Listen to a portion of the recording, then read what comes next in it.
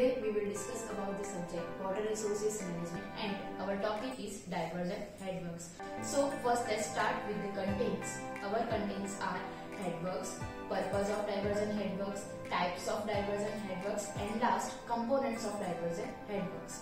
First, what is headworks?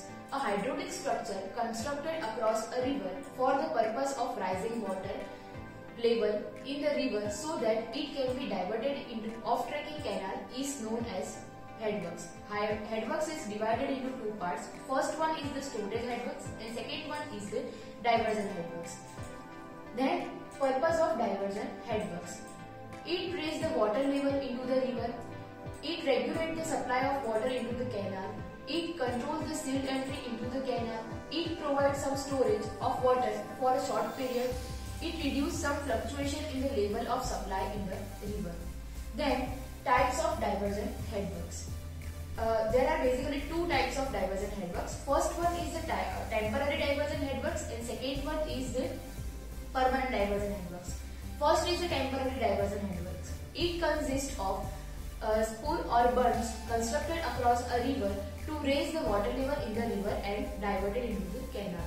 These are temporary in nature. They are required to construct every year after the flood because they are damaged by the flood.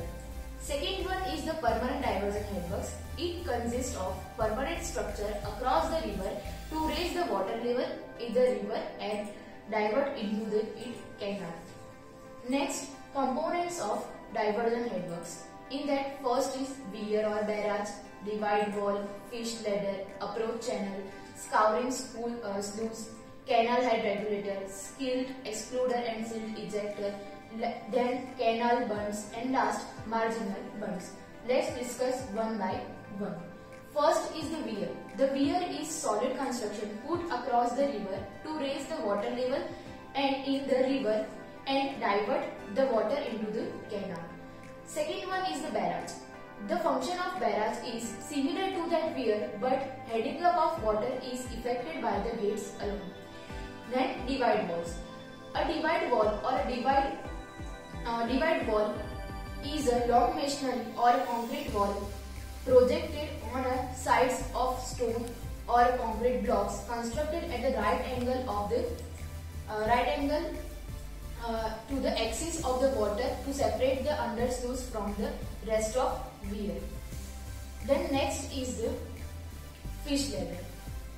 In a fish ladder the function of fish ladder is in a big river, migrating fish moves from the upstream to downstream in search of relatively warm water in the beginning of winter season. Then scouring sluice or undersluice. The scouring sluice are opening provided in the weir wall with their crest level at a low level. Then canal head regulator. A canal head regulator is a structure constructed at the head of the canal taking off from upstream of weir or a barrage. It consists number of separate parts by piers and operated by the gates provide for the regulation of flow into the canal. Next is the silt excluder and silt ejector. Silt excluder. Silt excluder is a device by which silt is excluded from the water entering the canal. It is constructed in the bed in front of the head regulator. Then silt ejector. Silt ejector are those silt controller device which remove the silt which has already entered into the canal from the head. So today we will discuss components of diversion headworks, types of diversion headworks and what is headworks. Hope you get some valuable knowledge about the headworks and diversion headworks.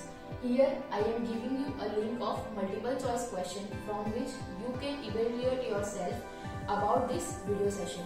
Link is available in description box in last. Thank you.